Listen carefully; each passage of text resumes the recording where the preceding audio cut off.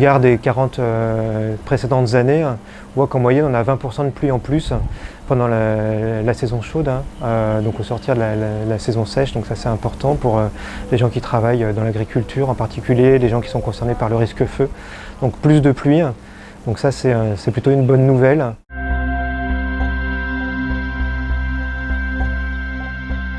Quand on est en situation La Niña, on observe un peu plus de phénomènes qui circulent au voisinage de la Nouvelle-Calédonie. Alors un peu plus, en fait, on observe en moyenne un phénomène de plus par an qui circule.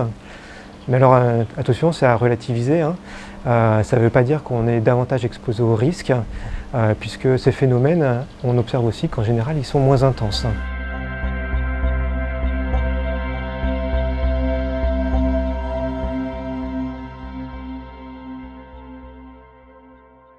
Non, le changement climatique n'impacte pas cette alternance entre El Niño et La Niña. Donc c'est un cycle qui est récurrent, qui est remis en jeu tous les ans.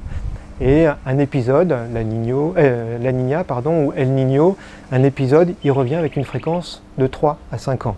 Ça reste constant malgré le changement climatique. En revanche, on sait que El Niño, La Niña ont des conséquences sur la température en Nouvelle-Calédonie. La Niña en particulier favorise des températures un peu plus élevées en Nouvelle-Calédonie.